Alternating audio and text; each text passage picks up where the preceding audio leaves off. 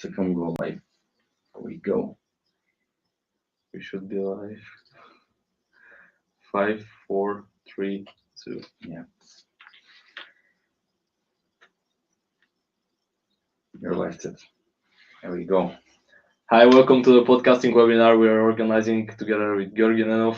My name is Cetan. I'm CEO and co-founder of Fluent Frame, and currently we are going to make sure to mention all of the stuff related to podcasting together with Georgi. We have prepared questions, we have Q&A sessions. Also, at the end of the webinar, we have some announcements to make, which are really exciting, and I'm happy that we organized this webinar. So, Georgi, your turn. Hey Tseto, I'm very happy to be here with you. We've gathered a lot of questions from some people that are unable to attend, but I would highly enjoy answering questions to the people in the audience. Yeah, since I started the podcast 9 years ago, I never imagined that I'm going to be here at this spot, giving some advice to people that are on the way to their own superhuman success.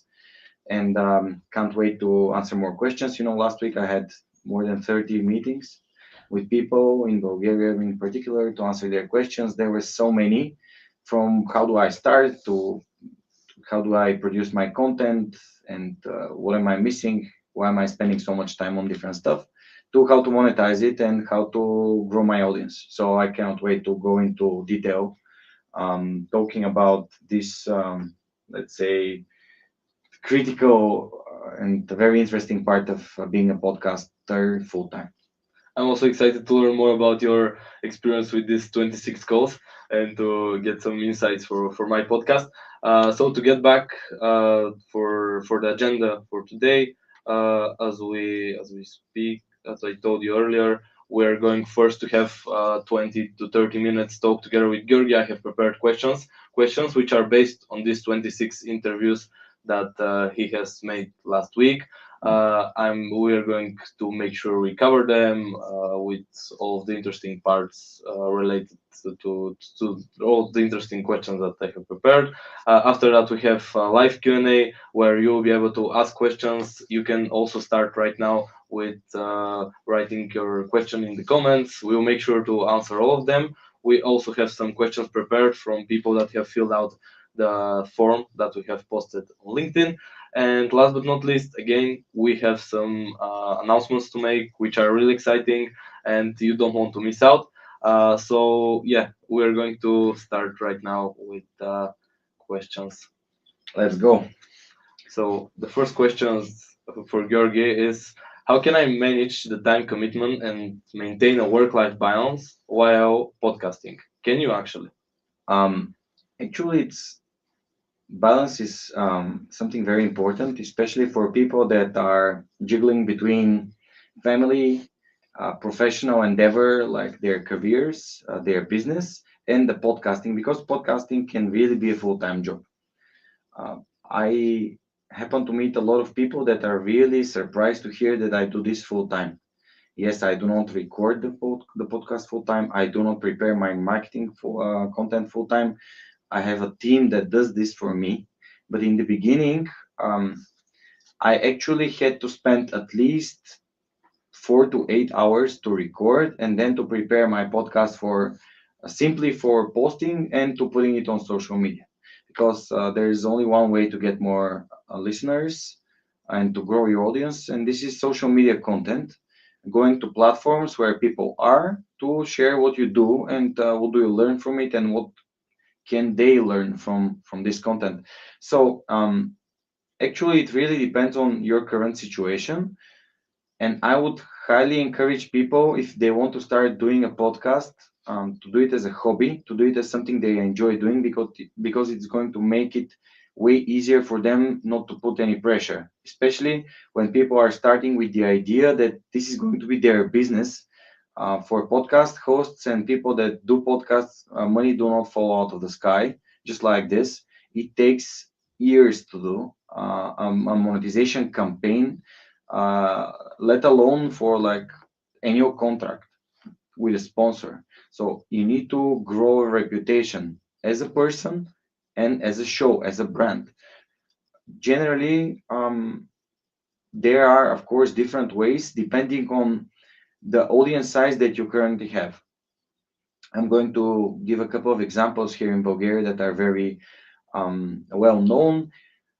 There is a fellow podcasting empire called Govori Internet, and they were amazing team of two people that had massive online presence before that. People knew them, and as soon as they said, "Okay, we're doing a podcast," everything exploded. So people started going to their podcast and listen to what they are willing to say. When I started, no one knew me, so I had to get going from zero to this current position that I have, and it took a lot of time and it took a lot of effort. So audience is a key in everything that we do online, and podcasting and the podcast process is nothing that differentiates from being an influencer. So being a podcaster more or less is being an influencer in a particular niche in a particular field. So I would really encourage people to grow their personal brand before they start a podcast, or do the podcast to support their personal brand. This is probably the easiest way. But if they are looking for quick jump from career to podcasting that's going to support them financially, this won't going. This is not going to work in the beginning. If you don't have a great sponsor behind you, people that know you from years and years of building reputation and building relationship with, it won't work. So focus on developing your personal brand. It's always going to help you, and it's going to be making your life easier with each year that passes. Currently, I host different events, I moderate events, I do keynotes. I participate in commercials. I even participated in a documentary as a host of a movie. So it's something that I never imagined that's going to happen, but taking it one step at a time, building my reputation, building my skills as a host, building my social media presence. You cannot sprint a marathon. You need to go step by step, and podcasting is the same. Podcasting is the same, just like marathon. You need to take it one step at a time. Also, you need to make sure that you see if you like it, because I don't Yeah, think after 20 you understand if this is for you after the 20 episode. yeah, So maybe going all in after first or second one is not the best option, yeah. because you even don't know if this is for you. Yeah, testing is something that I highly advise people that have not started podcasts yet. People that I spoke with last week. So something like 3 episodes at least, just to see how you feel with this. Some people wanted to start an online podcast, which is the easiest way to start. You don't need any additional equipment. You just need a microphone and a pretty decent camera on your laptop. You even you can buy external camera. It doesn't really matter. You can start with your iPhone. Just record. Make sure it's recorded so you can watch it later and see if it actually provides any value to the people that are listening to. And post it to your friends. Tell them to give them their most honest feedback, and then make sure to improve on what they say, even if you don't agree with them, especially on how you speak, the words that you use, the questions that you give. Do you listen to your uh, co-host or your guest?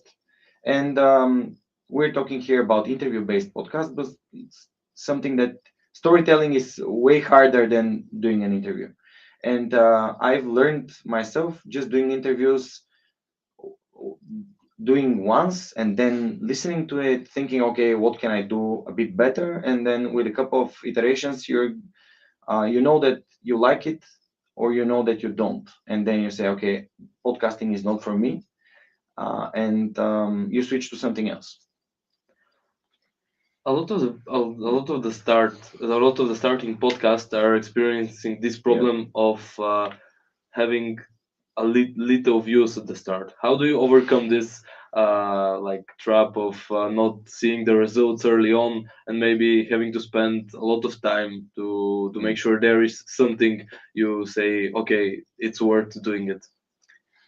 I can give a great example here with a friend of mine who started a podcast about adventurers. And he wanted us to film it. We had the studio. We said, yeah, of course. It was a podcast that lasted only 5 episodes, but he had views that were matching my views, and I had probably around 12 to 13,000 subscribers. He only had probably 200 subscribers. So it's not always about how large your audience is, but how interested uh, the people in the niche that you're doing are.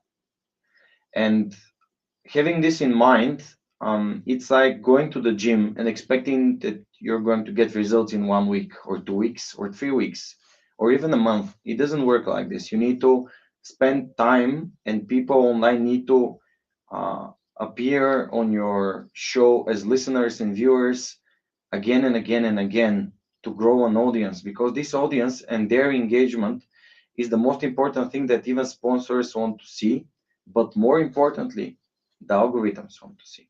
So you cannot start with anything apart from the test, uh, having any particular statistics in mind.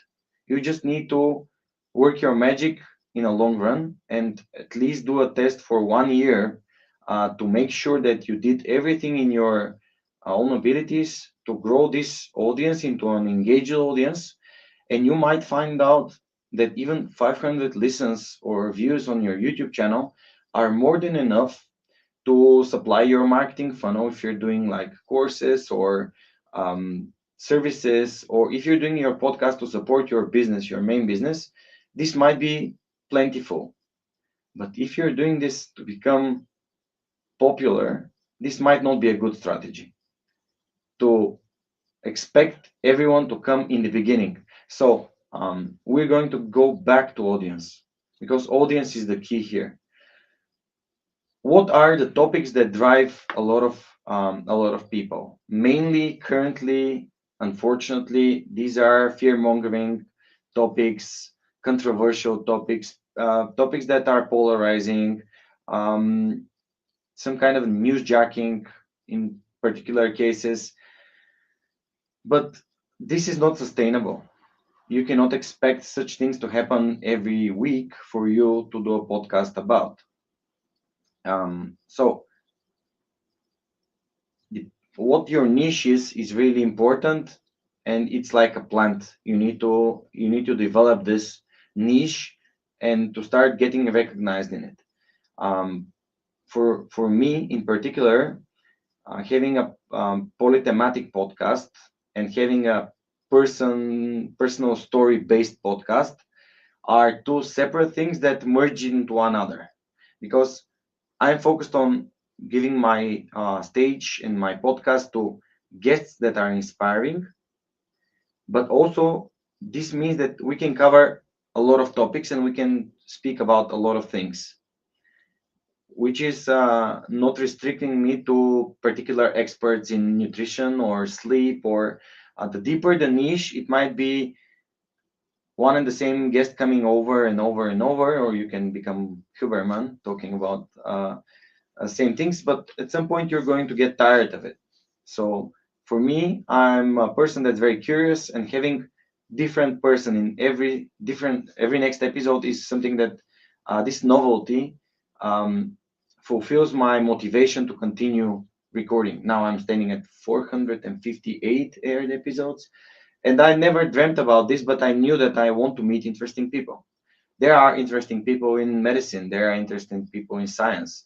There are interesting people in MMA and fight sports. There are um, a lot of great topics and people to speak with when you want to dig into a particular niche.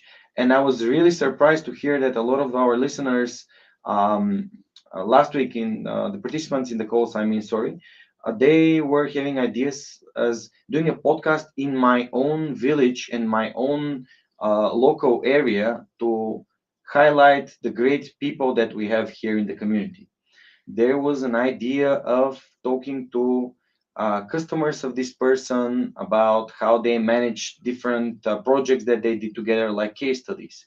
There were ideas of people interviewing sports persons that were very successful or people that are not very well recognized, just to highlight what are the different different mindset that sports people have, and so on and so on. So the niches are indefinite because, of course, the conversation depends on the host, and you're the person that's driving this conversation into the topics that really interest you. If you decide to copy the Superhuman podcast, it won't happen because you are a different person and you're interested in different things. And I'm going to end my answer with doing a podcast that you want to listen to is probably the best way to start. Super. Once I got on Reddit, and in one post there, a person was mentioning that he was creating a podcast for Indian trees. Other person was mentioning that he's creating a podcast for birds. So how a person has been born, the Mhm. story, what he remembers, and so on. And I realized that people just view podcasts as a way to express them as their own media. This is the way, like 50 years ago, a person couldn't be a media, but now everyone can open a channel, everyone can talk for 1 hour with a friend and just create a podcast. So it's much easier, and people realize that it's really cool to be able to speak and to express your ideas and your hobbies. Yeah, So it starts getting harder from the moment that you publish the episode. yeah, for sure. There are 5 million podcasts, and you told us that you can people can copy you, but they can't be the Mm. Superhuman podcast. How else people can differentiate, and what differentiates different podcasts? So, what differentiates the different podcasts? I'm playing the mixer here. Sorry for the slow switching of the picture.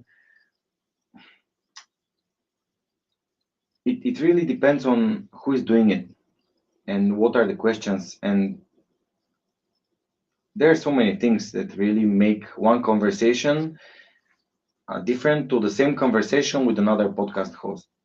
I've had a lot of guests that have been on other podcasts, but the conversation that we have here is I like to consider it mm, as my own conversation with them based on the depth that I want to get into while talking to them. And I want to explore things like decisions, stories, and I want to make sure that people that are listening or watching to my podcast are recognizing themselves in this content.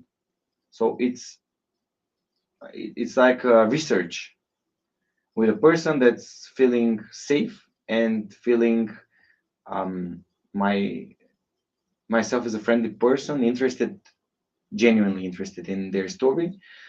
And I've had a lot of people getting out of this conversation and calling me back in a week saying, "Hey, my best friends listen to this podcast and they told me that I've never heard these stories before."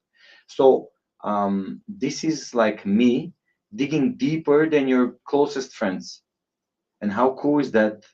And how cool is for someone that has a lot of things to share to be able to share it without being interrupted, um, getting a respectful and friendly attitude from the host.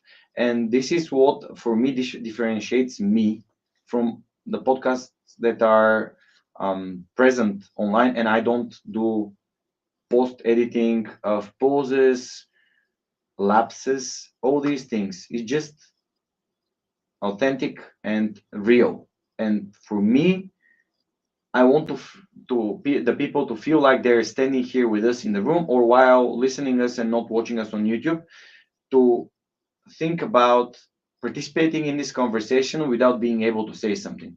Just to listen, not in agreement, or say, I don't agree with this. And I've had so many comments from people that are saying, I didn't agree with this, but we had this friendly conversation to get to the bottom of it. Who's right and wrong? Sometimes there are no right and wrongs, and context matters. But I want to this conversation to start a interaction with my own audience, and it works.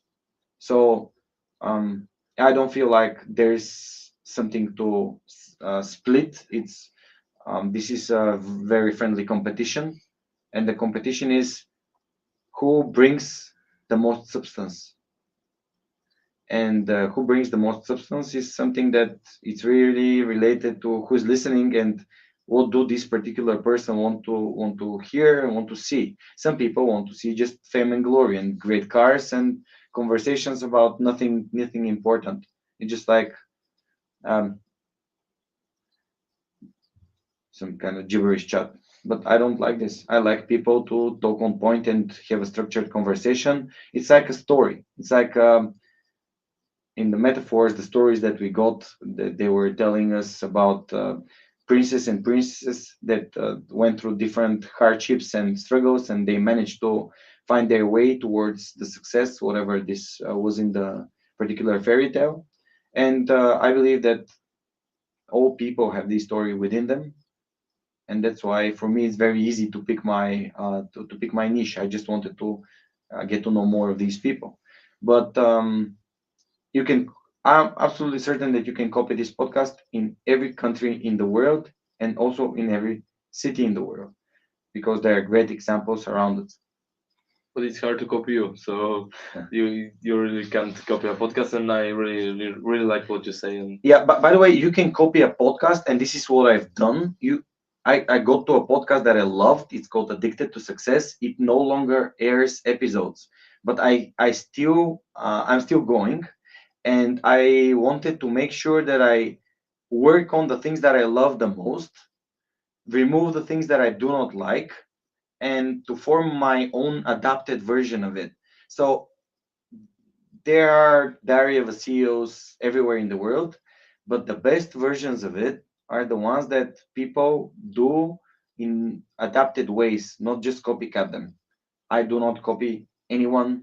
I copy great ideas. I have Tim Ferriss here in my studio, and I know a lot of great other podcasters. But if I have an idea, I share who I got it from, and I use it, and then I adapt it, and it grows. It's just like becoming better. Being a podcaster is like everything else, learning how to do it and keep getting better at it. And we humans love this, so it's an interesting challenge. from the analysis of the calls you had, one of the most asked question was how can I increase my audience and get more Mm. subscribers? And this has been a question that I faced also in sales calls for Full and Frame. Everyone is just wants to have more subscribers, more viewers, more people that are in their community. So, what are your advices on that topic, and how can people grow? Hmm. Um, it really depends, but there are probably a couple of other important elements for people to think about before thinking of rapid growth or quick growth. Uh, Firstly, to feel confident that they're hosting this conversation and hosting their podcast, as the role of the host is very, very, very, very important. You're the face of this, you're the captain of the ship. Everyone on social media are talking about you, bringing to their attention guests that might be not the best idea, like people that uh, probably can talk about abuse and like illegal stuff, and you are there to respond. I know podcasting gives this freedom of speech, but you're the host and the face of everything, and you cannot say, "Yeah, but this is some like guest did it." So there are particular moderation skills that you need to acquire, and these moderation skills step on top of being great listener. If you cannot listen to your guests, then you are not supposed to be hosting a conversation. You need to be a keynote speaker, talking on the stage, and all eyes on you. For me, I said I don't want to be the smartest person in a room where when I've invited someone that's way more successful than me and has so much more things to share and experience, and I need to listen carefully. So listening, then moderating the conversation, and as soon as these things are there and the substance, So you pick the right guest. This is the third thing, and the substance is there. Then you can start thinking about, okay, I know, I know what I do now, and I want to start growing my audience. But you need to continue getting better, because if you go back to my podcasts, you can go to episode 300, 200, 100, 50, 30, 10, and 1, and you'll be constantly hearing me getting better in what I do, because um, I've listened to all of my podcasts with the intent to get better in what I do. So people have their ego being their ego is driving them in ways that are not productive, saying you're the greatest host ever. And if you believe this truly, you're in the wrong game, because you need to be uh, going as a guest to other people's podcasts, not hosting your podcast where you want to share the other people's stories and expertise.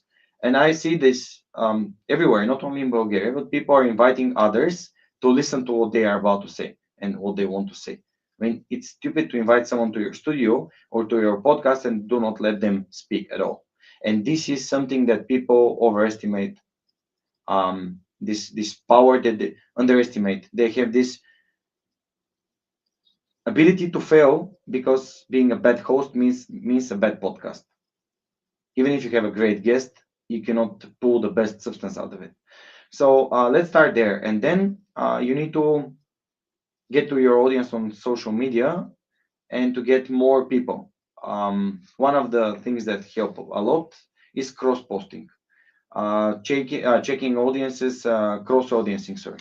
Um, Getting the audience of your guest and matching with your audience. Some people of your guest's audience are going to stick to your content because they liked it, and that's why being consistent on when you post, and uh, for me in particular, for me it's weekly, but people do it bi-weekly or monthly. Doesn't matter. You just need to be consistent, because people need to know that they're going to expect the next episode in particular time. Back in the days, there was a program on Bulgarian national TV called Every Sunday. So you expect on Sunday to be this Every Sunday program. And for me, this was something like a driver in my podcast to be every Tuesday, a brand new superhuman story. And when you start piling up different guests, second thing you need to do is to put your experience with this conversation on your own social media, on your personal social media, then to develop probably a podcast page or an Instagram page or TikTok or whatever, where you share what you've learned from this conversation. Why was this important to you? Um, you can get so much content out of a conversation that you have with someone. So posting on social media is going to allow the algorithms to send more people that are interested in the topics or the way you write or things that we do not know in particular how they work. But uh, the main idea of algorithms is to keep people um, in these news feeds and RSS feeds through content like yours. For example, I do this with you, and then I go on my computer and I write down, I had an amazing conversation with Seto. He gave me these questions, and it really started me thinking about how I started, what I learned, what do I share, how often do I share it, do I like sharing it, all these things. And this is a content that might trigger someone to say, oh, this sounds really interesting. I need to look into what they were saying in this webinar, for example. And people don't do it because, firstly, they don't know how to do it, and secondly, because they are lazy to do it. And some people just start writing and don't focus on the things that they do not know. They learn as they go, as we all do, as I've been doing for the last 9 years. When I started writing my first social media post, I had friends that are recognizable, ask them questions. And one of the best questions is just share. Share what you've been through, share what you've experienced, share your emotions. And sharing and not telling what the people what to do is the best advice that I can pay forward to our audience as well today. So, and this builds up people that are coming from your social media. This becomes a funnel where you are aiming to get as many people as you can in your podcast. This means more people to know about your podcast, and then probably at the top of the funnel is how do you get listeners? And sometimes algorithms help you, like Facebook algorithm or YouTube algorithm or Google algorithm, when people are looking for podcasts and find your website of your podcast that is in this particular niche, like you said, Indian trees or birds or fish or Formula One. It really it's a miracle how algorithms work. Sometimes they can work in our advance because the keywords that we intend to build our podcasts around are have high demand.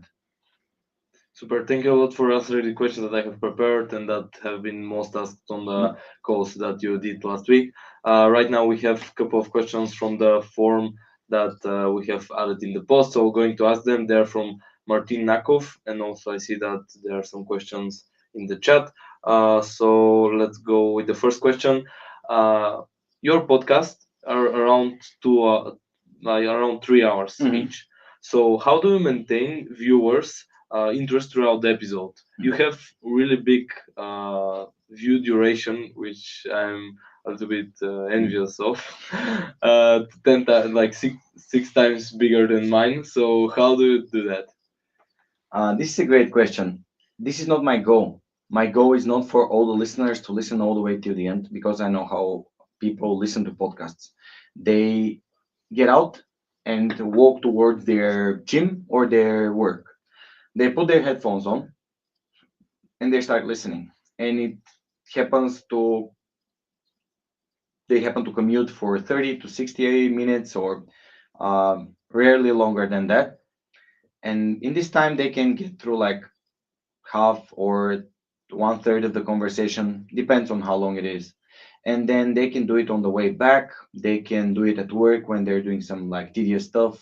Um, and they can do it while they're like preparing meal at home or like doing things that they want to have a company with, like someone talking to them while they're watching to the podcast.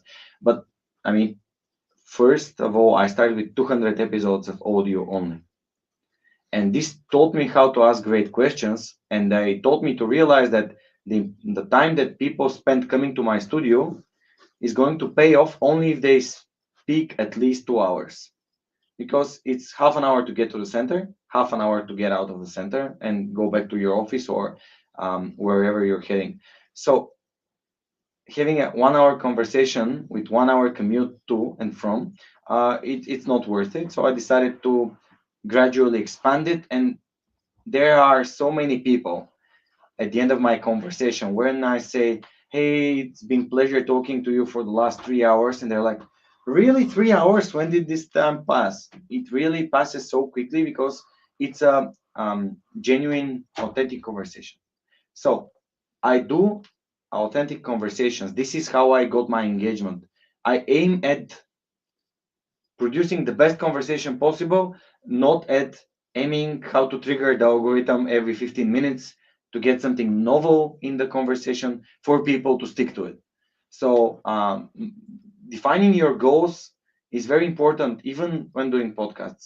My goal is not to have someone listen to the entire 3 hour long podcast. My greatest average watch times on YouTube has been 1 hour and 20 minutes for 3 hour long podcasts. For me, this is great.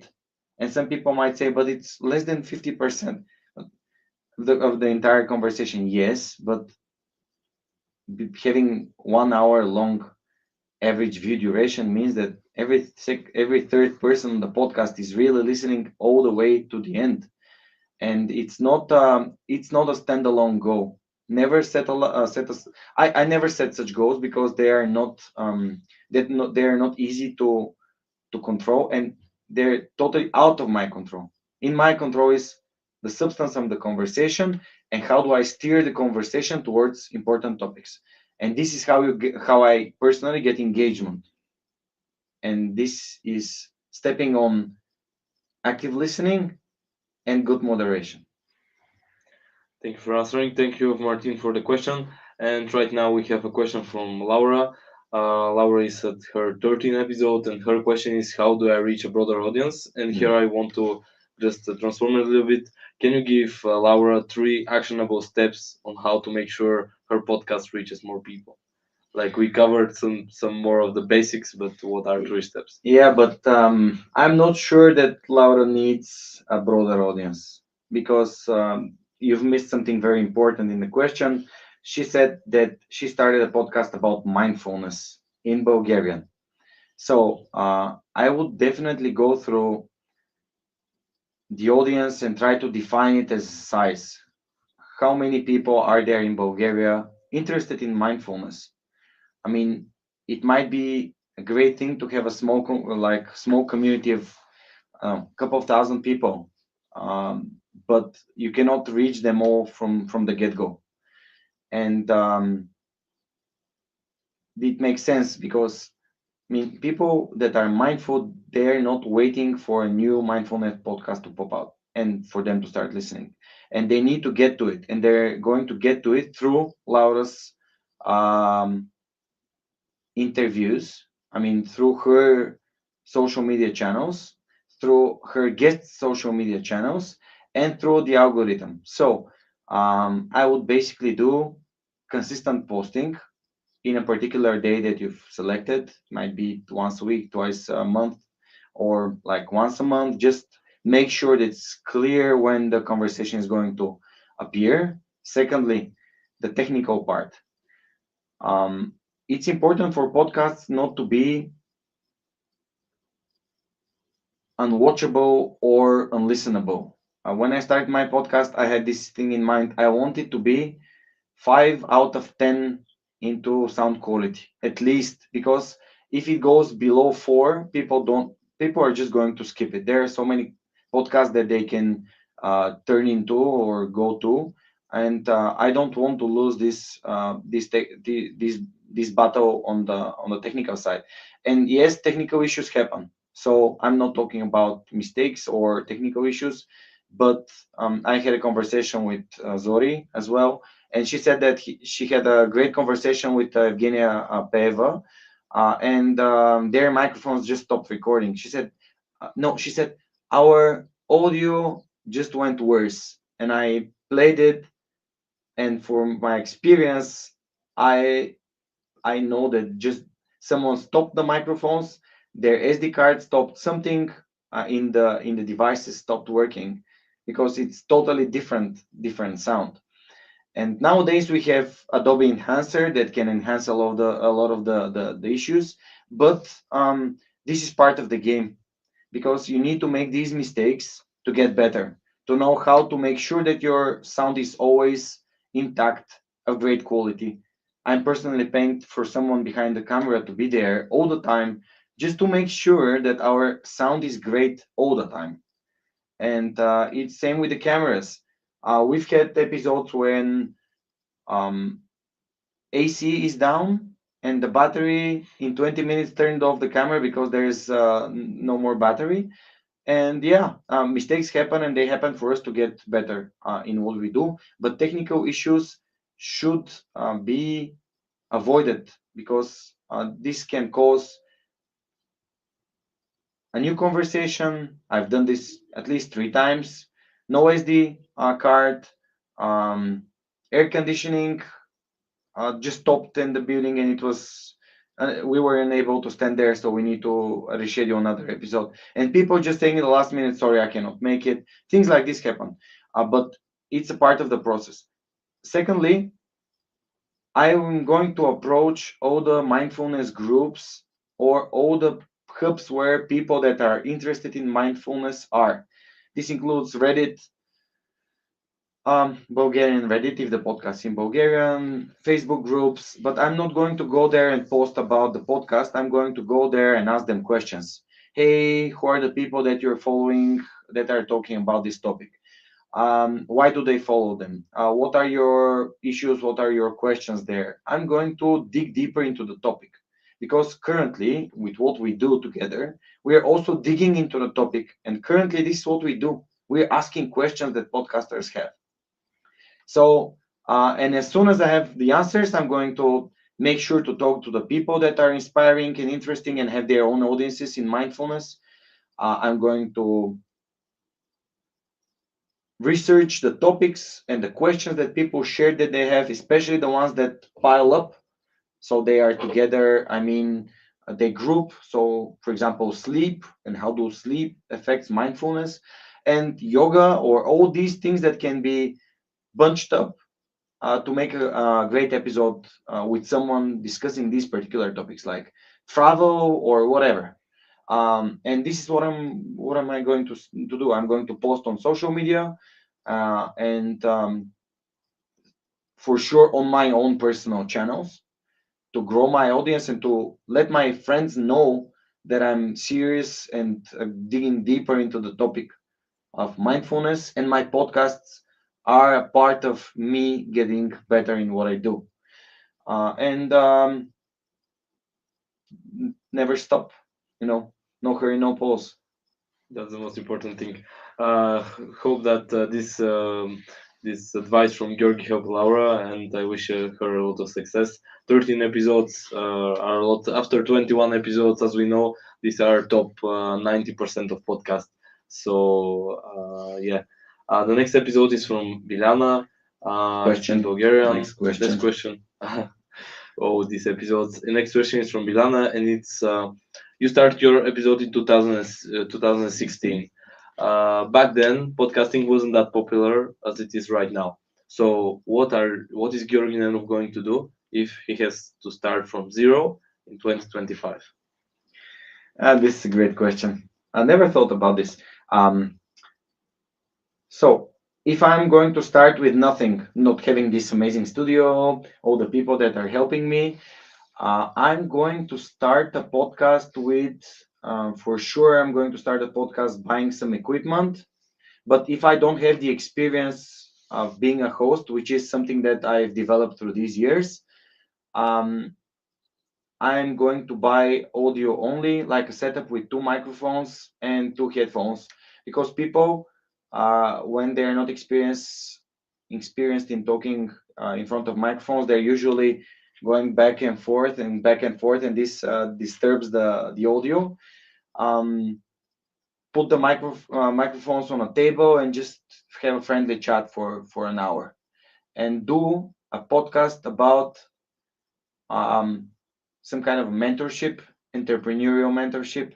Talk with successful entrepreneurs about what are their most important lessons and how do they learn them. Dig deeper into their failures and get a list of the books and articles and advice that help them um, overcome the challenges and get better. Entrepreneurship is something that's very important to me, and for me, it's a symbol of action and, of course, of constant risk of failure. And it's only for people that are brave. And I consider myself being a brave person and like testing new things. So I'm going to do a mentorship podcast with people that I already know or people that I am going to approach to talk to. In the beginning, I'm going to talk to the people that I personally know and they know me, so it's easier. It's a warm contact, and people have this trust in our relationship. So I'm going to start from there, build 10 episodes, get better in what I do, and at some point put one camera as like this to have this whole picture with me and a person. You can consider this one telephone, one mobile phone. They're just filming us, and one recorder recording the audio.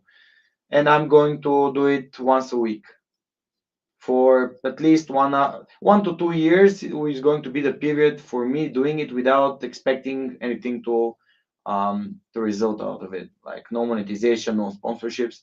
I'm going to invite great people and have great conversations, and I'm going to have the bonus of learning all these things firsthand. And people, podcasters in particular, think that being popular and making money out of the podcast are the most important things. No, they're not. It's their network. Let that sink in. It's the people that you meet through your podcast. So this is invaluable. So this is what I'm going to do. also to add on here, you're able to spend 2 to 3 hours with one of the most successful Bulgarians, which is Yeah. an experience that not many people can experience in their life, because 3 hours Mm. many of these people are not many people have this opportunity Yeah. as you have. So that's also one of the benefits of being a podcaster. And the next question that we have, thank you for answering this. Hopefully it helped Bilana.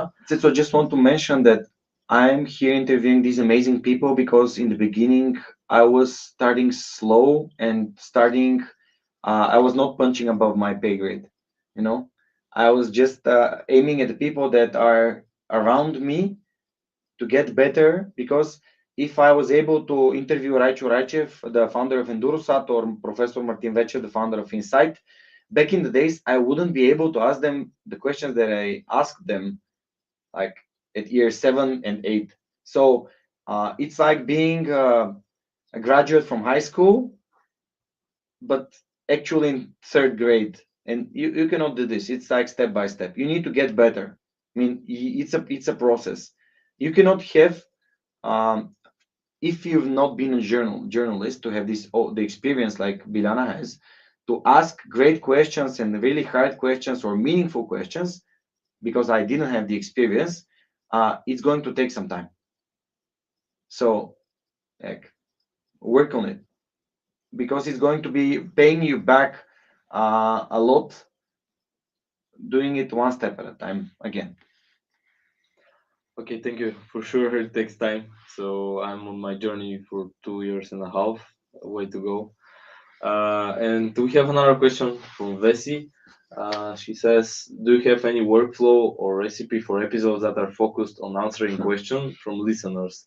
Tips, tricks for this format?" Yeah, that's a great We have a question. couple of episodes like that, and like 400 episode Yeah, 400. 400. Yeah. So,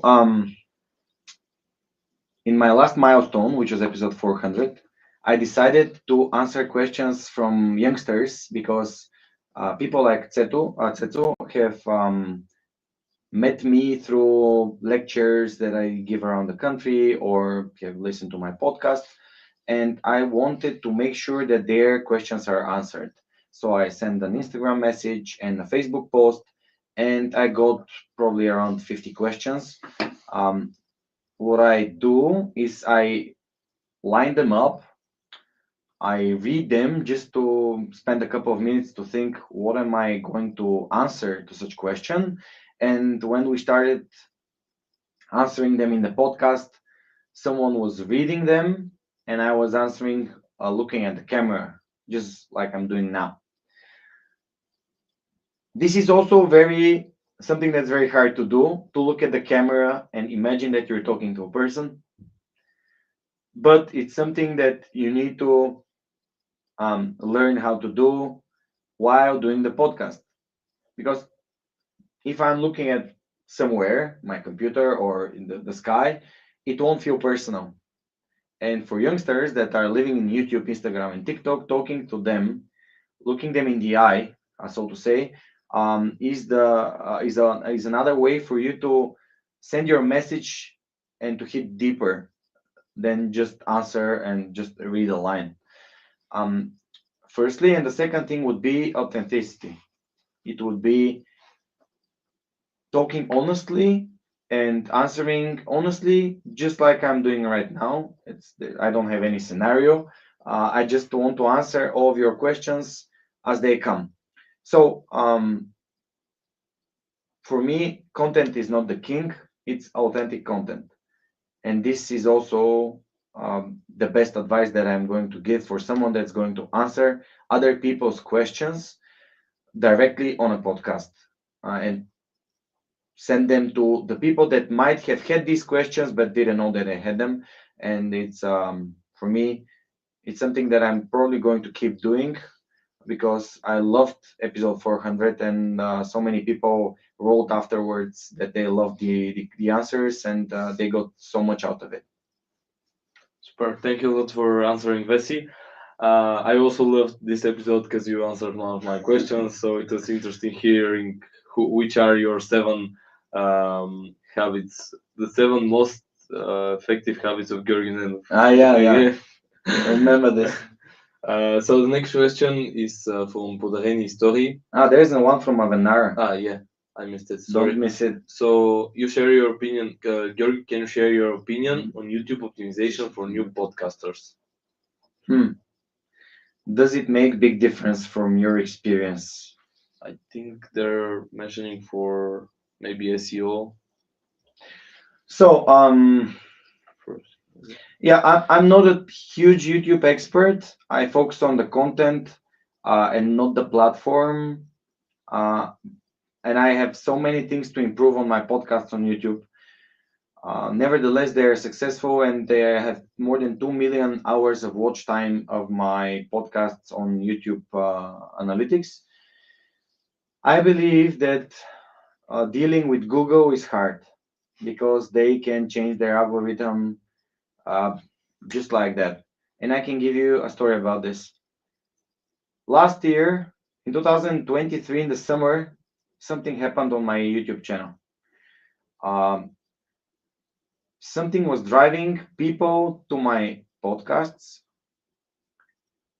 and at some point, I realized that I'm having more than 90% of the traffic coming from suggested videos.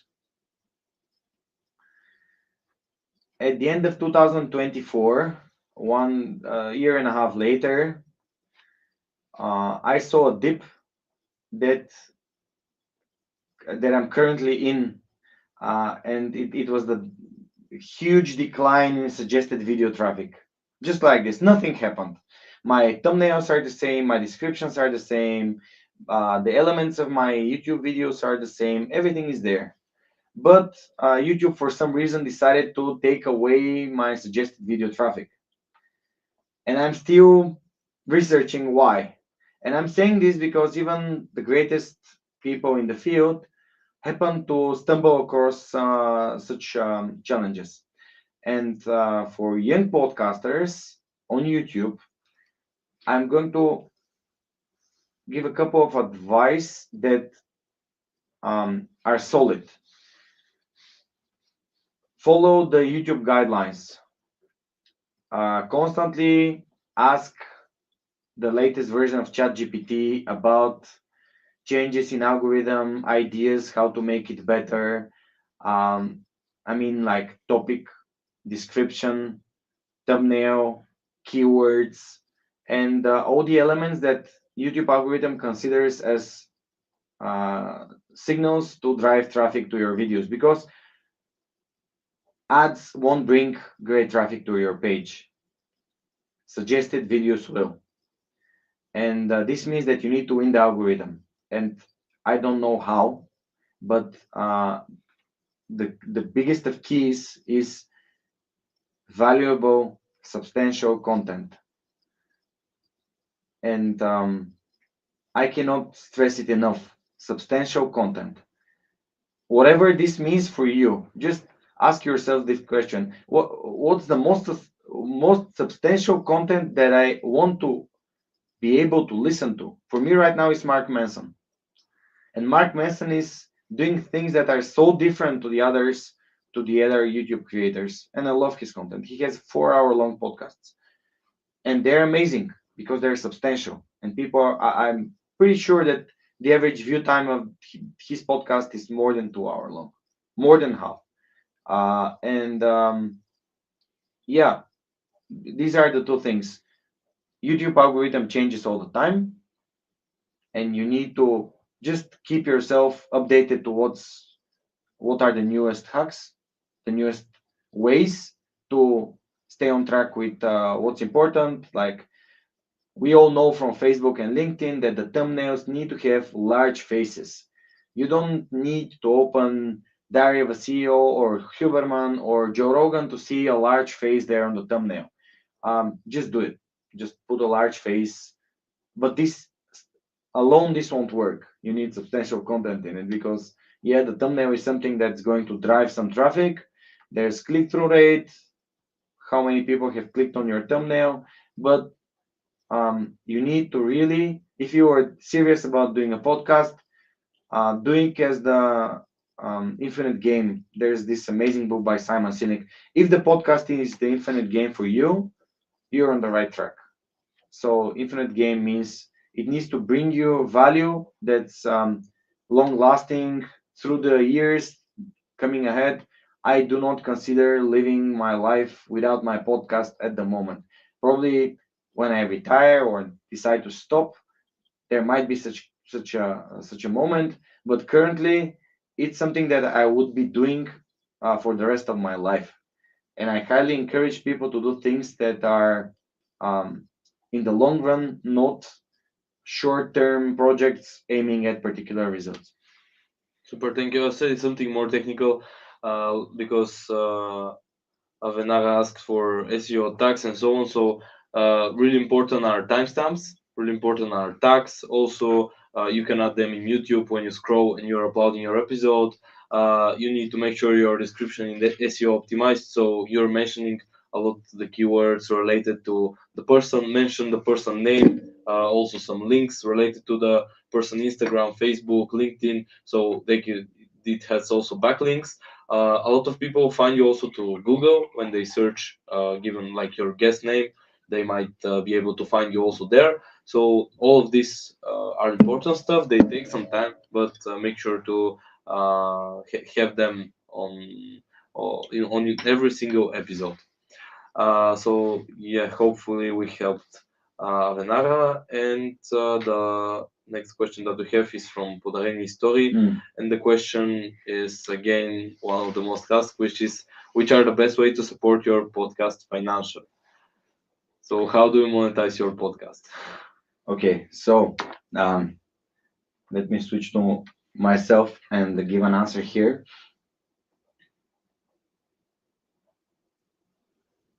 Monetizing your podcast is not the most important thing. The most important thing is for your podcast to be sustainable. This means for you to be able to do it as a hobby. For example, why don't men look for ways to financially support their, I don't know, football careers as a hobby, or their time spent on track driving their race cars or motorcycles? I mean, yeah, it is possible. There are people that are influencers, I don't know, car influencers, motorcycle influencers, and they do it. And not a lot of people are asking them how to do this to be able to uh, live such a lifestyle. And this goes back to my younger days when I was aiming to spend resources, but not overspend resources on my podcast. So I did not hire anyone to do my editing, video editing. I got this person that was helping me film and edit, and I was able to pay it out of my salary. It was around 300 leva for 4 episodes, 350 for 4 episodes back in 2020. And I was paying this out of my pocket. Did I think that there will be monetization opportunity up ahead? I don't know. I just did it because I thought this is the best way to do. I mean, found someone that shared my passion, and he helped me. It was a win-win scenario. I was giving him small amount, like ridiculously small amount of cash to film and edit my podcast, but he loved it and he became part of the team. This is Simeon's story. He said, "Let's do this together," and I was having this audio podcast, and he started filming it and editing it. But some people are like, "Yeah, I want to film my podcast. It costs me 500 episodes per level per episode, which would be a normal price right now. If you want to hire my studio and come here to spend 3 hours, we're going to start at 500. Just for you to enter, we are going to record and edit everything, and then we're going to send you the result." And it's something that not a lot of people can afford, especially when you do 4 episodes per month. Um, and I'm going to go back to sustainability. Making it sustainable means that you are able to do it for the long term. So you can continue doing it again and again and again and again and again. and at some point there will be an opportunity. You can also look for opportunities, like knock on people's doors, or ask great questions, like who are the people listening to my podcast? What's their demographic? Who is interested in my audience? For example, in 2021, I had an amazing call with Nikola Tomov, who asked me if I'm interested in meeting Mikhail Stoichev, the co-founder of SMS Bump back in the days, now Yotpo. And I met Mikhail, and Mikhail directly said, we did a survey in our company, and your podcast is one of the most listened to podcasts in our company. This means that people like our employees, like our teammates, are listening to your podcast. And this basically means the other people that we want to hire are listening to your podcast. So it's a great fit for sponsorship, right? So you can look for such opportunities, especially if you're experienced in HR, if you're experienced in any type of marketing, and you know where to identify potential sponsors. This would be something that I would do right now if I'm starting over. Second thing is to get community support. I cannot emphasize it enough. There is a huge article by Kevin Kelly, the founder of Wired, that I keep recommending. It's called 1000 True Fans, 1000 with numbers, True Fans. You can find it on Google. He has a revised edition of it. And this article really made me realize that I want to have 1000 supporters, donors, patrons, because as soon as I have 1000 people that are supporting me, even with 10 leva or 10 euro, this means that I'm having a revenue of 10,000 leva or euro per month. This means that I can spend money on editor, um, recording, whatever. I can even go to a studio, book a time, and don't care about anything, just to record and put my episode online, and then do some social media to grow my audience. So donors and small communities are a key. And of course, if your podcast is in a way, in your marketing mix to drive customers into your business, this might not be an idea to you can fund your podcast if it brings you customers to your service, or your whatever you're selling. So there are so many different ways, and I'm sure that ChatGPT has ton loads more. I also have a monetization channel, which is me hosting events as an MC, or moderating conversations, or giving keynotes. This is also a monetization opportunity. There are so many things that you can do, but diversification is a great strategy here as well. Super. I really hope that it helps. Yeah, for sure it helps. And you mentioned a lot of different ways that people can monetize their podcast. So I think we mentioned that we covered that question. The last question that we have, and we have like 2-3 minutes to answer it. What are the best practices for preparing the list of questions for your guests? I would mention here about, and Gyuri will answer after that. I want to add. A couple of a couple of days ago, I posted a LinkedIn post where I was mentioning how I'm preparing for my podcast episodes. I have a lot less episodes than Georgi, but again have some experience in interviewing people. And most of the time, when I'm preparing for a podcast episode, I try to. It is really bad to be underprepared, but the same it is bad to be overprepared, in my opinion. Because when you're overprepared, you ask questions, you miss questions that are not Contextual. contextual for the people that are listening to the podcast. Most of the biggest podcasts like Joe Rogan, Darva CEO, and other good podcasters ask simple questions that a normal person would ask. Like if the guest is telling a story how he was dropping out of college in order to start their business or do something else. That's the question. There will be simple question like, weren't you afraid from your parents? And Yeah. sometimes we're afraid of answering. As a host, I am afraid of answering that question because I feel that it is stupid. But that's what some of the people that are listening are asking. Like, Mm. my audience are people that are young, so maybe a lot of them ask, okay, my parents will shout at me and will kick me out of my house. So this is a question that is relevant, but Mm. sometimes we miss asking it just because we think it's stupid.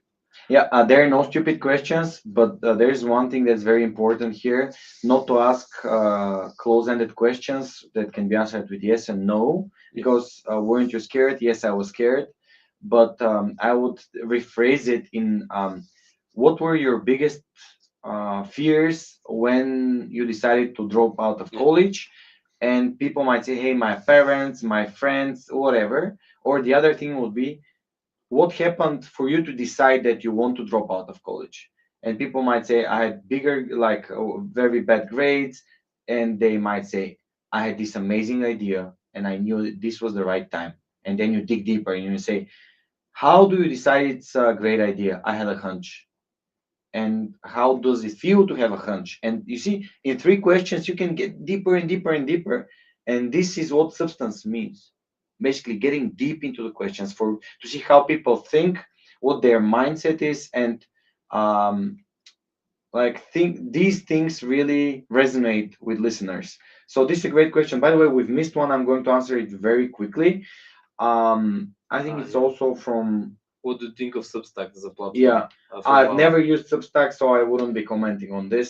For me, you need to promote your podcast, Laura, on the social media that you're known on. So you have a great Instagram page, you have your Facebook page, you have Volcanics page. Just share what you're doing with your friends, and don't expect for a lot of them to show up, but um, tender to every person that shows up's needs. Ask them to interact with you. Ask them to give their questions. Ask them about what are their biggest struggles with mindfulness, or like dig really deep, because digging deep means more topics, more podcasts, and more substance. Super, Now thank we have you. the last one, uh, Vasile's question. we answer Rosil's question. Yeah, you have to answer it. Yeah, okay. What are the best practices for preparing the list of questions for your guests? So I love it. Structure. Structure is something that's very important. Unstructured conversations, random conversations do not work. They are just like two friends over like a beer talking about football. It's pointless. It doesn't dig any deeper than the surface level of the question or at the problem. I'm going to take two examples and I'm going to quickly go into them. I'm going to take Laura's mindfulness podcast, and I'm going to take Svetan's The Next Generation Speaks podcast about young people being successful. So the structure of these two different type of conversations is going to be circling around a question: what do I want for people to get out of this conversation at the end of it? So the ultimate goal is how to make substance. And then you say, okay, I'm going to ask this particular person about how did he handle this mindfulness issue?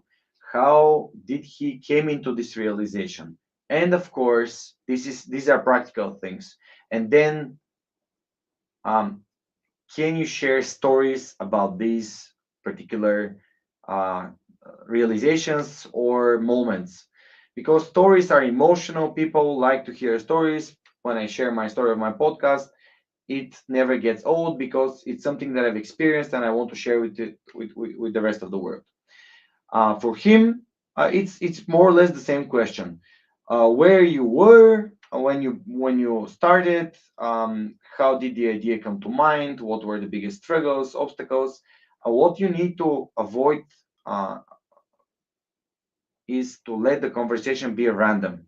You need to have in a, either questions to go back to or timeline to go back to. So in my podcast, I go back to a timeline. Okay, you were telling me about your high school, or you were telling me about your university, or you were telling me about your business or your partner, and then bringing the person back, because this is going all the way to the beginning of our webinar about moderating conversation and listening actively.